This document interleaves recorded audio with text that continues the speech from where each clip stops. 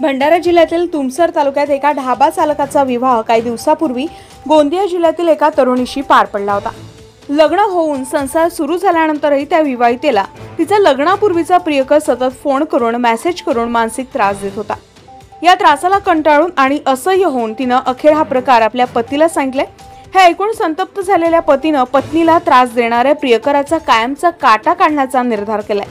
पण हा निर्धार कायद्याच्या मर्यादेत नव्हता, तर थेट हिंसेच्या मार्गाने सूड उगवण्याचा होता। या उद्देशाने नवऱ्याने आपल्या 2 जवळच्या मित्रांना बोलावून घेतला आणि तिघांनी मिळून त्या तरुणाचा खात्मा करण्याचा कट रचला।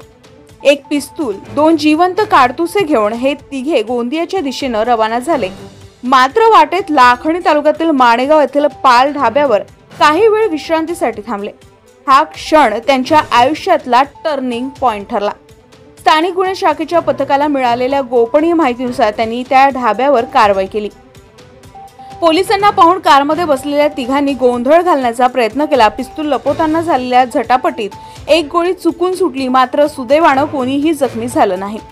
एसीबीच्या पथकाने तिघांनाही तात्काळ अटक केली। त्यांच्याकडून एक देशी बनावटीचे पिस्तूल, 2 जिवंत काडतुसे, 1 रिकामं काडतूस, 4 मोबाईल फोन व घटना घडलेली कार असा मुद्देमाल जप्त करण्यात आलाय। या प्रकरणी लाखणी पोलीस ठाण्यात गुन्हा दाखल करण्यात आलाय। अटक करण्यात आलेल्यांपैकी 2 आरोपी तुमसरचे रहिवासी आहे, तर तिसरा भंडाराचा आहे। ही घटना समाजात अनेक गंभीर प्रश्न उपस्थित करते। एक विवाहित महिला जेव्हा तिच्या पतीकडे मदतीसाठी येते तेव्हा तो कायद्याचा आधार घेऊन न्याय मिळवण्याऐवजी हिंसाचाराचा मार्ग का निवडतो?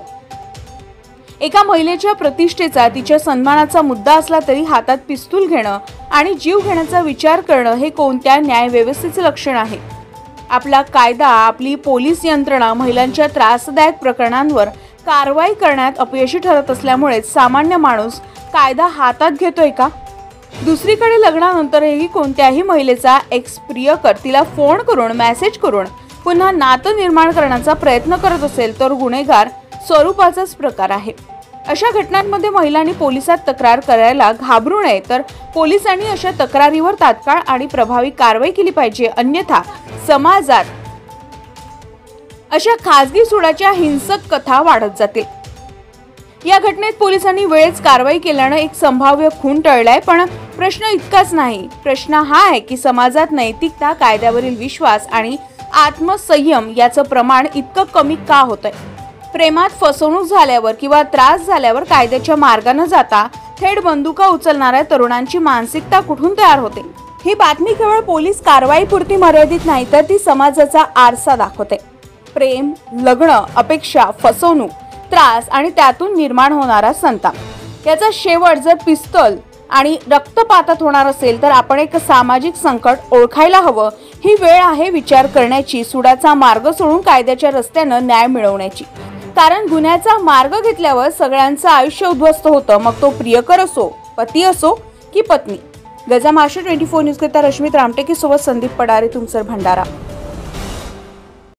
ताज्या घडामोडी आणि बातम्या जाणून घेण्यासाठी गरजा महाराष्ट्र 24 न्यूज या आपल्या YouTube चॅनलला सबस्क्राईब करा आणि बेल आयकॉन दाबायला विसरू नका, जेणेकरून आपला व्हिडिओ आल्याची ताजी खबर तुम्हाला ताबडतोब मिळेल।